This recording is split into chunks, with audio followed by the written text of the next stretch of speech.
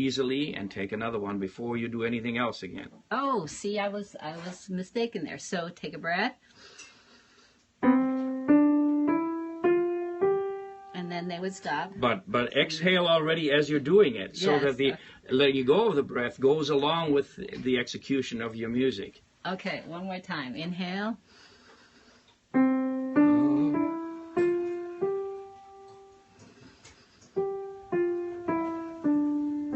Yeah, and an important thing is to never to hypo or hyperventilate. That means that you keep what the scientists would call stasis at a constant. So you have to think, how big a breath do I have to take in order to execute that phrase? Yes. And we do that in speech all the time. We're never aware of it. Yes. If we speak a long sentence, we take a longer breath. If it's a short sentence, take a shorter breath. But it also has to be completed in the same cycle as what you're doing. Yes. So that you don't Right. end up at the end and you have to take, really release it big time, or you have to take a big time breath. Okay. So I'm thinking if I'm working with these students, this is going to take many weeks and just small little parts where we're talking about it and doing it and then going on to other things, right? Because, Yeah. And I would have them do other gestures, other things while they're learning their breathing. Just have them do just a hand movement while they're breathing that cycle. Or have them bend down and come back up. Or anything like that that gives them the idea of breath is a rhythm. Breath is not holding on to something. It's always gradual letting go. But the timing has to be timed with what you're doing. Oh, I like that idea. Okay, so we could start on things away from the piano, just a movement so they feel that they're working with their body in a certain way and breathing at the same time, and then doing it at the piano.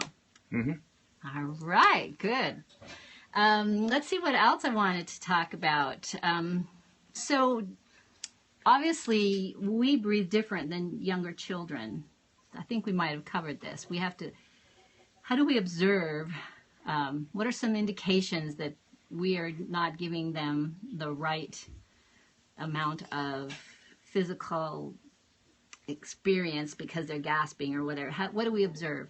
Is that a good question? Yeah, well, first we have to realize that their lung is smaller, and so in a given amount of time, they can't let go of as much air, so they have to breathe more often. And I like the example of a child walking with a mother. The mother can make big steps, and if the mother makes little steps, the child can make one step for every one the mother makes.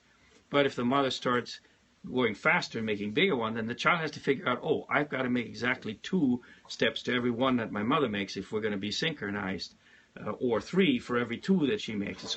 And we call that synchronization. You make, and then the movement between the 2 of them is still fairly nice and smooth. But if they arbitrarily take steps, then it gets rough. And so with the children, you have to realize, just like they do in their speech, sometimes they haven't learned yet how much breath to take to finish a sentence. And so they take a gasp right in the middle of a word. But after a while, they figure it out. For this length of a gesture, I have to have this much breath. And so, I would start with shorter segments for them. And then as they can deliver that with one breath, then, increase it a little bit. Okay. So my question is, should we, when we teach legato and we teach the lifting of the